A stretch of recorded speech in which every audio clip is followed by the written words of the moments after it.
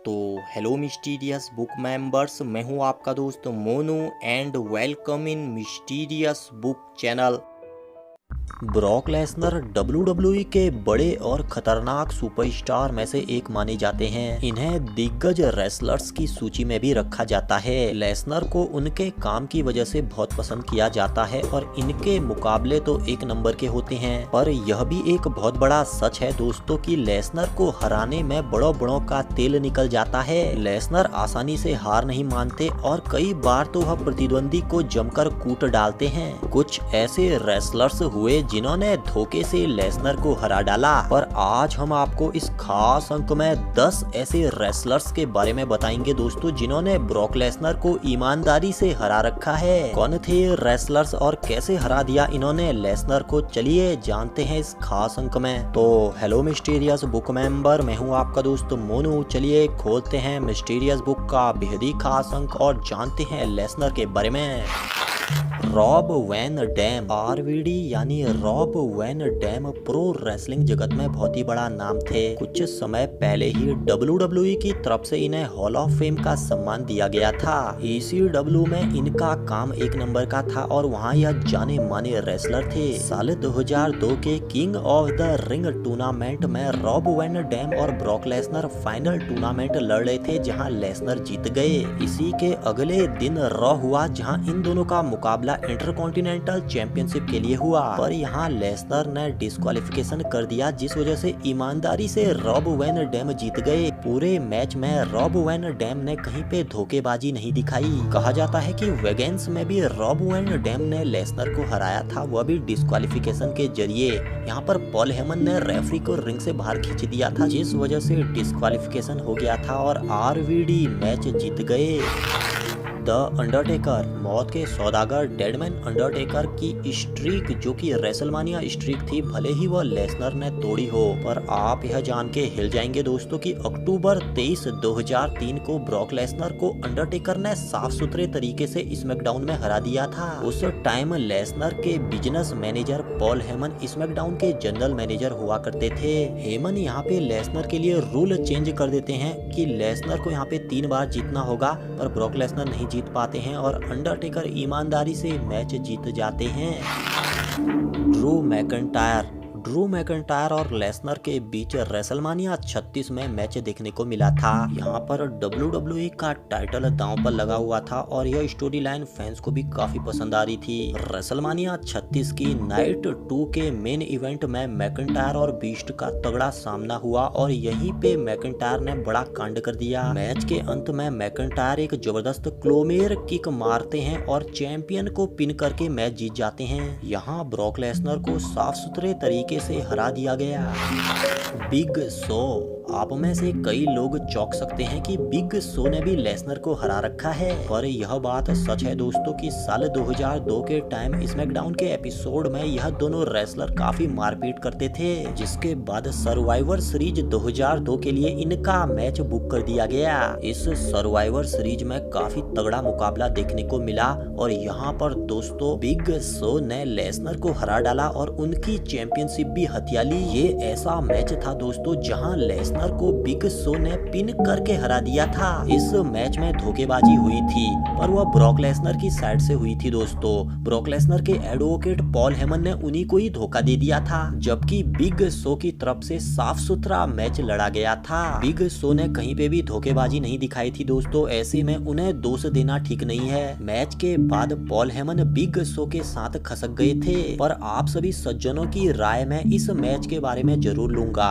अपनी राय कमेंट करके हमें जरूर बताइए। हमारे हिसाब से बिग शो ने ईमानदारी से मैच लड़ा था। सेथ रॉलिंस, ब्रॉक लेसनर और सेथ रॉलिंस के बीच साल 2019 के टाइम तगड़ा मुकाबला हुआ। इसी साल समर स्लैम 2019 में लेसनर अपनी यूनिवर्सल चैंपियनशिप को सेथ रॉलिंस के खिलाफ डिफेंड कर रहे थे। सेथ रॉलिंस ने रेसलमानिया 35 में यूनिवर्सल टाइटल को तो जीत लिया था, लेकिन लेसनर ने एक्सट्रीम रूल्स 2019 में अपना money in the bank contract cash in करके फिर से चैंपियनशिप हथिया लिया था। अब समर स्लैम के इस मुकाबले के time Seth Rollins top face थे थे और कोई भी उन्हें चीटिंग करते हुए नहीं देखना चाहता था। ऐसे में सेथ रॉलिंस ने यहाँ पे चीटिंग भी नहीं किया था। मैच में सेथ रॉलिंस ने लेसनर की हालत बहुत बुरी कर दी थी और उन्होंने दिग्गज पर स्टॉम्प लगा के मैच जीत लिया। कुछ लोग कहेंगे कि मोनू भाई रेसलमानिया 35 में भी तो हराया था, पर दोस्तों रेसलमानिया 35 में सेथ रॉलिंस ने लेसनर को लो ब्लो लगाया था, इसे चीटिंग कहते हैं। लेकिन समर स्लैम में कोई चीटिंग नहीं हुआ था।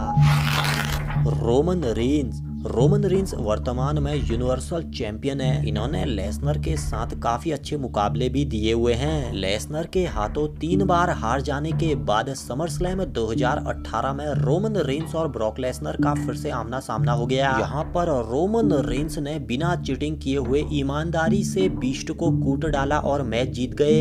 इस मैच के दौरान रिंग साइड ब्रॉन स्ट्रोमन खड़े थे, पर मैच को देखा जाए तो दोस्तों रोमन रेंस की तरफ से बिल्कुल भी चीटिंग नहीं किया गया था, इसलिए रोमन रेंस को दोष नहीं दिया जाएगा हमारी तरफ से।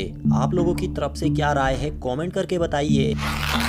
जॉन सीना 16 बार के वर्ल्ड चैंपियन जॉन सीना ने भी ब्रॉक लेसनर को साफ सुथरे तरीके से हराया है। एक्सट्रीम रूल्स 2012 के टाइम लेसनर लंबे समय बाद फिर से कंपनी में घुस आए। इस टाइम WWE के सबसे बड़े बेबी फेस जॉन सीना हुआ करते थे। इस टाइम लेसनर लगभग 8 सालों बाद कंपनी में आए थे और इन्होंने जॉन सीना के साथ पंगा कर दिया था। एक्सट्रीम रूल्स 2012 का मैच आज भी देखने योग्य है दोस्तों, 1 नंबर का मैच था। इस टाइम लेसनर के जीतने के काफी चांस लग रहे थे दोस्तों, पर फैन फेवरेट जॉन सीना यहाँ पर जीत गए, वो भी बिना चीटिंग किए हुए।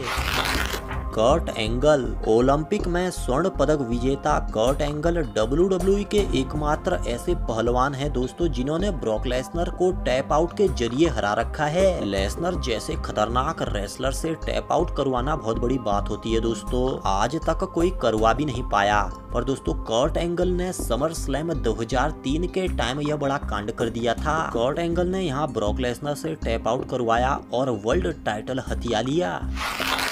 एडी गुरेरो स्वर्गीय एडी गुरेरो अपने जमाने के दिग्गज और जाने माने पहलवान हुआ करते थे। ये भी ऐसे पहलवान हैं दोस्तों जिन्होंने ब्रॉक लेसनर को हरा रखा है। एडी ने यह बड़ा कारनामा साल 2004 नो वे आउट में किया था। इस तगड़े मुकाबले में एडी ने लेसनर को हरा दिया और स्मैकडाउन वर्ल्ड टाइटल पर कब्जा मार दिया था। वैसे कई फैंस के लिए यह एक विवादित जीत है, क्योंकि बीच में गोल्डबर्ग ने आकर लेसनर को स्पीयर भी मारा था, पर हमारे हिसाब से एडी ने बिल्कुल भी चीटिंग नहीं किया था।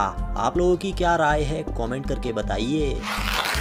बिल गोल्डबर्ग सर्वाइवर सीरीज 2016 में गोल्डबर्ग का ऐतिहासिक रिटर्न देखने को मिला। गोल्डबर्ग यहां 12 साल बाद वापस आए थे। सामने थे ब्रॉक लेसनर और यह मुकाबला काफी जबरदस्त साबित हुआ। सभी फैंस सोच रहे थे कि एक लंबा मैच देखने को मिलेगा, पर गोल्डबर्ग ने लेसनर को जल्दी निपटा दिया। यहाँ गोल्डबर्ग ने लेसनर को पिन करके हरा दिया। ब्रॉक लेसनर की यह एक बहुत ही बुरी हार मानी जाती है दोस्तों, और ब्रॉक लेसनर आज भी शायद इस हार को नहीं भूल पाए होंगे।